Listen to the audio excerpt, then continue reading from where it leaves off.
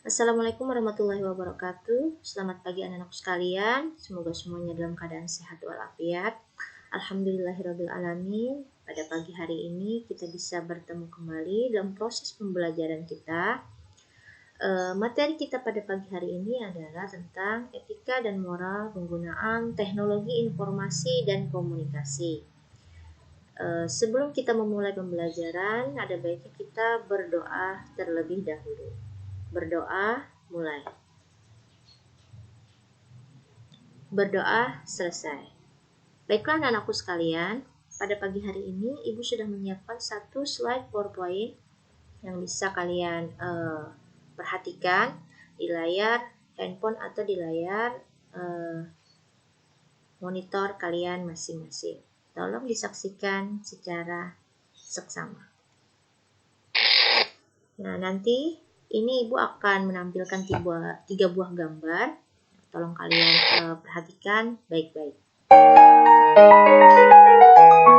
Ini adalah gambar yang pertama ya. Gambar yang kedua.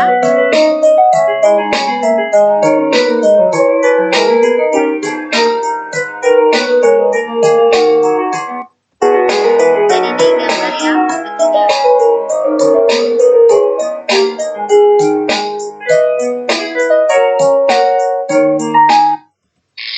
Nah, dari tiga buah gambar tersebut, mungkin dari anak-anak sekalian sudah ada timbul pertanyaan atau mungkin sudah ada ide dan gagasannya. Mungkin materi kita yang hari ini tentang apa ya? Nah, gambar yang pertama tadi, mungkin kalian sudah perhatikan, itu adalah sebuah gambar botol kecap, botol saus ya. Nah, dari gambar tersebut kalian bisa perhatikan, kalian bisa identifikasi itu adalah sebuah merek dagang. Nah, jadi di situ ada hak paten dari pembuat perusahaan, ada juga di situ merek dagangnya, di situ juga ada desain dari industri pembuat botol tersebut. Kemudian pada gambar yang kedua, di situ juga menampilkan gambar sebuah handphone. Nah, di situ juga diulas bahwa dalam sebuah handphone itu terdiri dari satu hak paten si pembuat atau perusahaan pembuat handphone tersebut. Juga ada merek dagangnya. Nah, kemudian di situ juga ada desain industri dari pembuatan model atau bentuk handphone tersebut. Kemudian di gambar yang ketiga, mungkin kamu perhatikan, mungkin ada yang pernah sudah menggunakan program-program tersebut. Ya, itu betul sekali. Ada sebuah software aplikasi. Software aplikasi yang terdiri dari software aplikasi berbayar atau komersil, juga ada yang bersifat freeware, ada juga yang bersifat open source, dan ada juga yang bersifat shareware. Nah, kemudian anak-anak sekalian, dari tiga buah gambar tadi, kita bisa simpulkan materi kita pada hari ini adalah tentang hak atas kekayaan intelektual dan juga lisensi sebuah program dan dampak dari penggunaan teknologi informasi yang nanti akan dilindungi oleh undang-undang, yaitu berupa undang-undang ITE. Coba kamu perhatikan, di sini ada kompetensi inti dan kompetensi dasar. Nah, dari kompetensi inti dan kompetensi dasar ini, nanti tujuan pembelajaran kita adalah setelah mempelajari pembelajaran kita pada hari ini, anak-anakku semua, Ibu harapkan itu nanti bisa memahami, bisa mengidentifikasi etika dan moral dalam penggunaan teknologi informasi dan komunikasi, khususnya kalian bisa bijak dalam berinternet. Nah, jadi ada tiga pokok bahasan yang akan kita bahas hari ini, yaitu tentang hak atas kekayaan intelektual, kemudian yang kedua itu adalah lisensi program komputer, dan yang ketiga adalah undang-undang ITE. Nah, sejarah tentang hak cipta itu pertama kali dicetuskan dalam konvensi Bern ya. Di konvensi Bern itu dilindungi tentang hak cipta karya seni, karya sastra yang dibuat oleh perseorangan atau juga dibuat oleh sebuah kelompok atau sebuah institusi. Kemudian, dulunya Indonesia itu termasuk atau tergabung dalam konvensi Bern tersebut. Tetapi di tahun 1958, Perdana Menteri Juanda itu menyatakan Indonesia keluar dari konvensi Bern. Tujuannya apa? Tujuannya adalah agar bangsa Indonesia itu bisa memanfaatkan ya hasil karya, cipta dan karsa bangsa asing tanpa perlu kita membayarkan royalti. Jadi di tahun 1982 itu dibuat undang-undang ya nomor 6 tentang hak cipta, kemudian ada revisi sampai terakhir di tahun 2002 undang-undang nomor 19 yang berlaku sampai saat ini. Nah, kemudian di Indonesia ada instansi yang berwenang dalam mengelola HAKI ya atau hak atas kekayaan intelektual tersebut yang disebut dengan Ditjen HKI di bawah dari Departemen Kehakiman dan HAM Republik Indonesia. Kemudian hak atas kekayaan intelektual tadi apa saja kira-kira yang dilindunginya? Hak tersebut adalah untuk membuat salinan reproduksi, kemudian juga untuk mengekspor dan mengekspor ciptaan, menciptakan karya turunan dan derivatif dan lain sebagainya, kemudian juga menampilkan atau memamerkan ciptaan, menjual atau mengalihkan hak eksklusif. Nah, jadi ini adalah hak-hak dari penggunaan hak atas kekayaan intelektual. Kemudian hak yang ada di dalam hak kekayaan intelektual itu ada dua ya, hak ekonomi dan hak moral. Hak ekonomi itu berarti seorang atau sebuah perusahaan atau sebuah instansi membuat sebuah produk atau sebuah desain itu bisa mendapatkan bayaran atau royalti dari barang atau produk yang sudah dihasilkannya tersebut. Kemudian juga memiliki hak moral. Hak moral di sini adalah bahwa dia mendapatkan nama penciptaan dari barang yang sudah dibuatnya tersebut. Jadi semua ciptaan dia berupa seni, rekaman, siaran, baik itu barang, produk, program dan sebagainya melekat pada diri si pencipta produk tersebut. Yang disebut dengan copyright ya. Jadi dia boleh mencantumkan namanya sebagai pencipta dari produk atau barang atau ciptaan dia tersebut. Nah, di sini ada beberapa perbedaan tentang hak cipta, hak paten, desain industri, dan merek. Jadi bisa dibedakan berdasarkan subjek, ya, si pembuatnya tadi. Bisa juga dibedakan berdasarkan objek. Objek ini adalah barang yang dihasilkan atau ciptaannya tadi. Ya, bisa berupa seni, sastra, invensi, ya, teknologi, proses, alat, desain, dan juga bisa juga simbol atau jasa. Kemudian juga cara mendapatkan perlindungannya itu juga berbeda ya. Dari hak cipta, paten, dan merek itu berbeda. Kemudian juga lama perlindungan dari hak cipta tersebut. Ada yang lebih dari 50 tahun, ada yang 20 tahun, ada yang 10 tahun, atau bisa diperpanjang setelah lewat 10 tahun. Nah, di sini masih diulas perbedaan yang mendasar antara hak merek, hak cipta, dan hak paten. Ya. Sekalian baca di situ. Dan di sini juga disertakan, kamu bisa mendaftarkan secara online hak atas kekayaan intelektual kamu pada menu yang ada di e-filing KI. Ya. Jadi di sini sudah disertakan situsnya yaitu http://dgip.go.id. Nah, jadi mungkin anak-anakku sekalian ada yang berinovasi, membuat suatu barang, membuat suatu program, dan kemudian kamu ingin mematenkan program tersebut, bisa ya, bisa kamu langsung masuk ke situs dari e-filing KI tadi.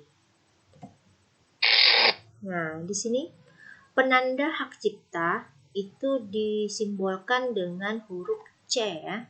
C di dalam sebuah lingkaran.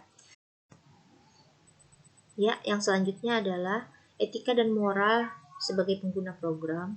Semestinya kita sebagai user atau pengguna sebuah program memang harus menggunakan program atau software yang asli ya. Jadi harus menggunakan atau membeli lisensi dari program yang asli. Jangan pernah kita menggunakan perangkat lunak yang sifatnya bajakan, karena itu jelas mutu dan fitur-fiturnya itu jelas jauh sekali dibandingkan dengan asli. Dan yang utama, kalau kita menggunakan yang bajakan, artinya kita sudah melanggar hak atas kekayaan intelektual seseorang. Artinya kita menggunakan secara ilegal program yang sudah dibuat oleh orang tersebut. Kemudian yang selanjutnya, pada lisensi pemberian izin sebuah program itu sudah ada di pasal 38C ayat 1 Undang-Undang HC ya. Jadi program-program yang dibuat yang bersifat komersil atau yang berbayar itu sudah dilindungi oleh undang-undang. Jadi artinya kalau ada seseorang atau suatu instansi atau sebuah perusahaan menggunakan program yang sifatnya memang komersil atau berbayar itu secara ilegal, maka itu bisa dikenakan sanksi atau denda. Di sini ada dua macam pemberian lisensi program. Bisa program tersebut menyertakan source code dari program komputer tersebut atau listing programnya itu disertakan. Kita bisa memodifikasi atau memberikan inovasi pada program tersebut. Atau ada juga yang hanya sekedar programnya saja tanpa pemberian binary code atau listing program yang ada di dalamnya. Nah, di sini ada jenis-jenis lisensi dari program komputer ya. Ada yang sifatnya komersil, lisensi komersil seperti misalnya kayak Windows, Microsoft Office, AutoCAD dan lain sebagainya. Jadi itu sifatnya berbayar. Jadi kita harus membayarkan sejumlah uang untuk mendapatkan atau untuk menggunakan program tersebut. Kemudian yang kedua itu ada lisensi trial software. Itu artinya program tersebut bisa kita pakai dalam jangka waktu tertentu. Biasanya itu 30 hari. Lewat dari 30 hari kita harus membayar untuk bisa menggunakan secara full dari program tersebut. Kemudian ada juga lisensi untuk non-commercial use. Ini biasanya untuk dunia pendidikan ya. Kemudian juga ada lisensi shareware. Nah, ini biasanya perusahaan-perusahaan kecil yang membuat sebuah program-program bantu yang bisa kita manfaatkan, misalnya kayak WinZip, antivirus dan lain sebagainya. Kemudian ada juga lisensi freeware. Nah, ini biasanya program-program yang sifatnya membantu ya, bisa seperti Photoshop, Adobe Photoshop, Adobe Reader dan lain sebagainya. Nah, ini contoh dari beberapa program. Nah, di sini kayak Windows itu sifatnya berbayar, AutoCAD, Photoshop itu sebenarnya kita harus membeli program tersebut karena ada lisensinya. Nah, sedangkan kalau kita menggunakan yang bajakan artinya kita sudah melanggar hak atas kekayaan intelektual dari si pembuat program tersebut. Nah, ini ada beberapa contoh lisensi yang menggunakan open source atau yang menggunakan software yang terbuka untuk umum. Artinya kita bisa memakai, kita bisa mendownload, kita bisa memodifikasi, kita bisa menginovasikan program tersebut tanpa harus membayar dan tanpa ada ketakutan akan melanggar hak atas kekayaan intelektual seseorang tersebut.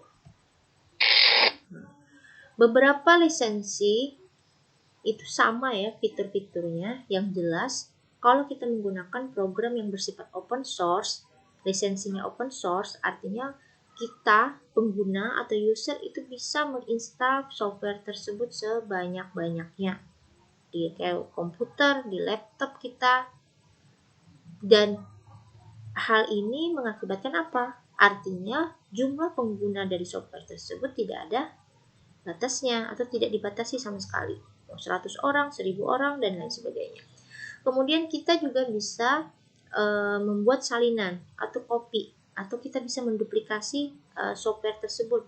Kemana? Kita bisa menyimpan ke media penyimpanan kita, misalnya ke hard disk eksternal, ke memory card, bisa juga ke CD, flash disk, dan lain sebagainya, atau ke Google Drive kita.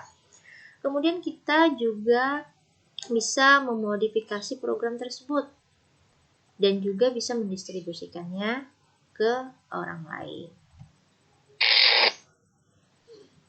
Nah, jadi bila kita menggunakan software yang bersifat free atau gratis, artinya kita tidak akan terkena hak atas undang-undang, hak atas kekayaan intelektual ya.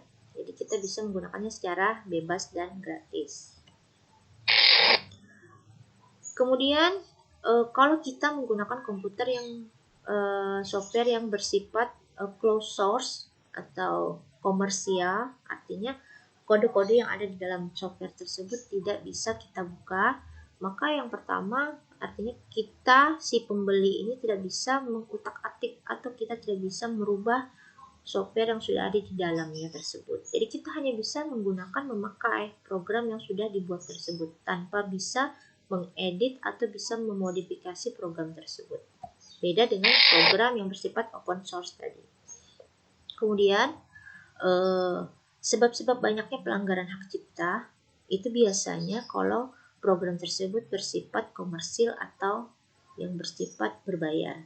Kenapa? Mungkin kesadaran orang dalam menggunakan program asli itu sangat minim. Yang kedua, itu juga orang tersebut masih belum paham tentang undang-undang hak cipta, sehingga mereka dengan merasa nyaman saja menggunakan program orang lain yang sifatnya berbayar tadi dengan cara menggunakan yang bajakan. Kemudian juga masih kurangnya kesadaran masyarakat untuk menghargai hasil karya orang lain. Coba kamu bayangkan, seandainya kamu seorang programmer, seorang ahli IT yang bisa membuat sebuah program, selama berbulan-bulan atau bertahun-tahun kamu menghasilkan produk atau program tersebut, ternyata setelah kamu hasilkan, orang lain menggunakan atau memakai program tersebut tanpa membayar sepeser pun dari hasil jerih kamu. Gimana kira-kira? Pasti kita akan merasa sedih atau marah ya kan? Nah, makanya adanya undang-undang hak cipta ini adalah untuk melindungi warga negara yang memiliki sebuah program, yang memiliki sebuah hasil karya, itu dilindungi oleh undang-undang. Nah, yang terakhir materi kita adalah undang-undang ITE. Ada di pasal 27, 28, dan 29.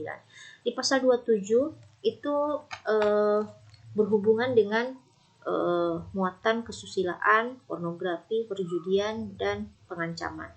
Kemudian di pasal 28 itu tentang berita hoak atau berita bohong, atau juga ujaran kebencian yang berhubungan dengan sara, agama, suku.